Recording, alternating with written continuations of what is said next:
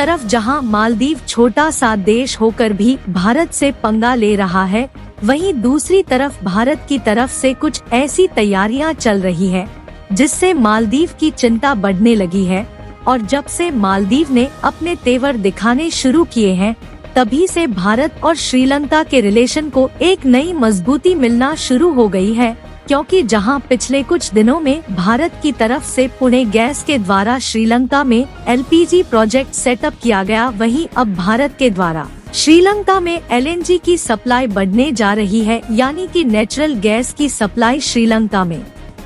बढ़ाने के बाद उन देशों में भारत की एलएनजी सप्लाई कम हो सकती है, जो एलएनजी इंपोर्ट के लिए भारत पर ही डिपेंडेंट है। इसीलिए मालदीव की चिंता बढ़ने लगी है, क्योंकि मालदीव एलएनजी का इंपोर्ट मेनली भारत से ही करता है। पूरी अपडेट क्या है इस वीडियो में समझते हैं, लेकिन वीडियो में आगे बढ़ने से पहले भारत की सप्लाई श्रीलंका में बढ़ाने जा रहे, उसके लिए वीडियो को एक लाइक करके चैनल को सब्सक्राइब जरूर कर लीजिए। दरअसल नेपाल, श्रीलंका, भूटान समेत मालदीव्स और बांग्लादेश जैसे भारत के पड़ोसी देशों में एलएनजी यानी कि नेचुरल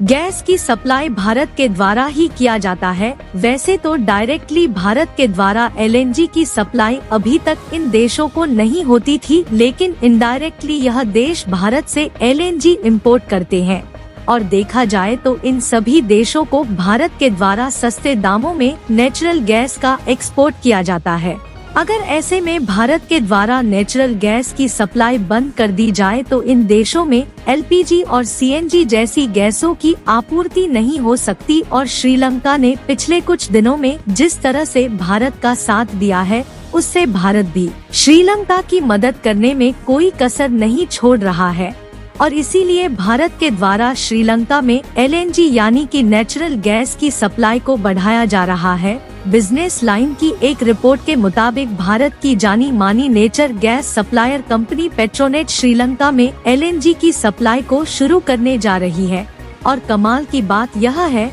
कि श्रीलंका को भारत के द्वारा डायरेक्टली एलएनजी की सप्लाई की जाएगी और इसे डायरेक्टली पाइपलाइन के थ्रू सप्लाई किया जाएगा, जिससे ट्रांसपोर्टेशन कॉस्ट को बचाया जा सकता है। और देखा जाए तो भारत और श्रीलंका के बीच यह एक लॉन्ग टर्म एग्रीमेंट होने वाला है, जिसके कारण श्रीलंका में एलएनजी सप्लाई करने की तैयारी पाइपलाइन के थ्रू की जा रही है। आपको बता दें कि पिछले साल 2023 में भारत और मालदीव के बीच कुछ डील हुई थी, जिसमें इस साल यानी कि 2024 में भारत मालदीव को नेचुरल गैस की सप्लाई करने वाला था, लेकिन मालदीव का चीन की गोद में बैठकर भारत को तेवर दिखाने का अंजाम उल्टा उसी पर भारी पड़ चुका है। फिलहाल भारत और श्रीलंका के बीच एलएनजी के लिए फाइनल की गई इस डील को देखा जाए तो इसमें भारत की पेट्रोनेट एलएनजी श्रीलंका में हर साल 300 मेगावाट कैपेसिटी की नेचुरल गैस सप्लाई करने का काम करेगी। शुरुआती दौर में तो एलएनजी की सप्लाई कंटेनर के द्वारा की जाएगी, जिसमें भारत और श्रीलंका के आइलैंड के बीच शिपिंग के माध्यम से आसानी से नेचुरल गैस की सप्लाई करने का प्लान बनाया गया है। लेकिन कुछ दिनों बाद इसे पाइपलाइन के जरिए भेजने का काम किया जाएगा, क्योंकि यह एक लॉन्ग टर्म एग्रीमेंट है, तो इससे ट्रांसपोर्टेशन कॉस्ट बचाई जा सकती है। आपको बता दें कि श्रीलंका में ऑलरेडी एक 300 मेगावाट क्षमता वाली रिफाइनरी प्लांट को सेटअप किया जा चुका है, जहां पर श्रीलंका के पास रिफाइन करने के लिए गैस मौजूद नहीं है। यानी कि देखा जाए तो श्रीलंका में इस समय नेचुरल गैस की डिमांड काफी ज्यादा है और यह भारत के लिए एक अच्छा कदम साबित हो सकता है। भारत और श्रीलंका के बीच इस डील में कंटेनर के माध्यम से भारत और श्रीलंका के सबसे नजदीकी आइलैंड द्वारा सप्लाई की जाएगी। और इस रिपोर्ट में यह भी बताया गया है कि जिस कंटेनर द्वारा लंग की सप्लाई होगी उसकी कैपेसिटी 17 टन तक होगी, जहां हर दिन लगभग 850 टन एलएनजी हर दिन श्रीलंका में एक्सपोर्ट किया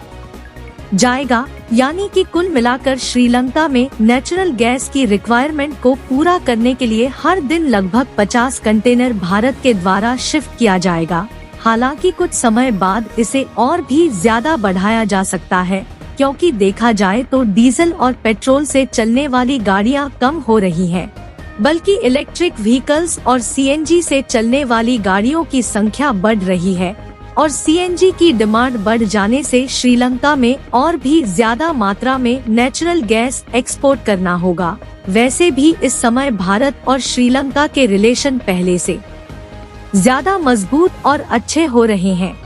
जिससे भारत के लिए यह एक अच्छा और मददगार कदम साबित हो सकता है। हालांकि भारत में प्रोड्यूस होने वाली नेचुरल गैस के बलबूते श्रीलंका को सप्लाई नहीं किया जा सकता, क्योंकि भारत में कुल नेचुरल गैस जरूरतों का 45% हिस्सा दूसरे देशों से ही खरीदना पड़ता है, जबकि केवल 55% ही नेचुरल गैस भारत में प्रोड्यूस होती है और इसीलिए भारत उन देशों में नेचुरल गैस इंपोर्ट करने का मौका तलाश रहा था, जहां से सस्ते दामों में नेचुरल गैस भारत को मिल सके, जिसके लिए भारत को यही मौका कतर में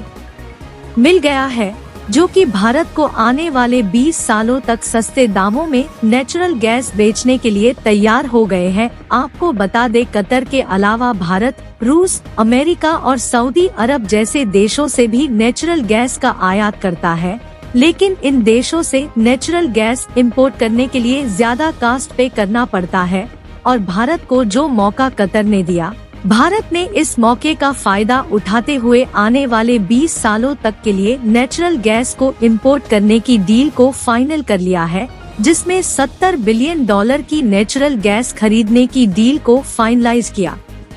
गया है, जहां हर साल लगभग 7.5 मिलियन टन एलएनजी को भारत की पेट्रोनेट कतर से खरीदने का काम करेगी। और देखा जाए तो कतर से जो नेचुरल गैस इंपोर्ट की जाएगी वह भारत की जरूरत से कहीं ज्यादा है, यानी कि भारत की जरूरत के अलावा जो नेचुरल गैस बचेगी उसे श्रीलंका में बेच दिया जाएगा। इसके अलावा नेचुरल गैस की कुछ मात्रा भारत में रिफाइन करके एलपीजी और सीएनसी जैसी गैसों को भी दूसरे देशों में एक्सपोर्ट किया जाएगा। यहाँ तक कि इस समय भी भारत से यूरोपीय देशों समेत मिडिल ईस्ट के देशों में एलपीजी का एक्सपोर्ट किया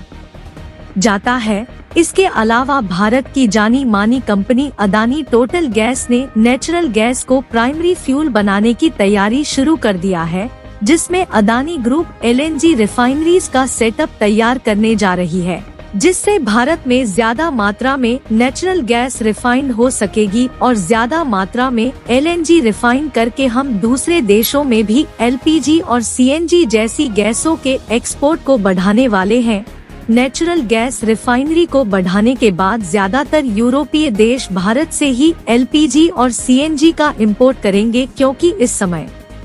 यूरोपीय देशों के साथ भारत के ट्रेड रिलेशंस बढ़ते ही जा रहे हैं।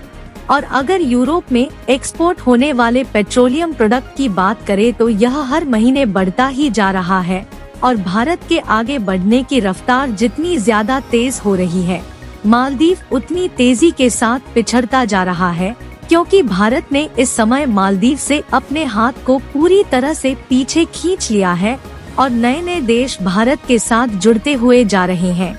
हाल ही में एक रिपोर्ट सामने निकल कर आई थी, जिसमें बताया गया कि मालदीव इस समय भारी कर्ज में डूब चुका है, जिससे यह भी देखने को मिल सकता है कि जल्द ही चीन मालदीव के आइलैंड पर कब्जा शुरू कर दे। बाकी आप लोगों को क्या सोचना है कि मालदीव जल्द ही चीन के जाल में फंसने वाला है या नहीं? अपनी राय कमेंट में जरूर बताएं। भारत और श्रीलंका के बीच नेचुरल गैस की इस शानदार डील के लिए वीडियो को एक लाइक जरूर करें और अपने मित्रों तक शेयर करें, ताकि उन्हें भी जानकारी मिल सके। इसी तरह और भी नॉलेजेबल वीडियो देखने के लिए चैनल को सब्सक्राइब करके बेल नोटिफिकेशन को ऑल पर जरूर सेलेक्ट करें। अभी के लिए आप सभी को जय हिंद।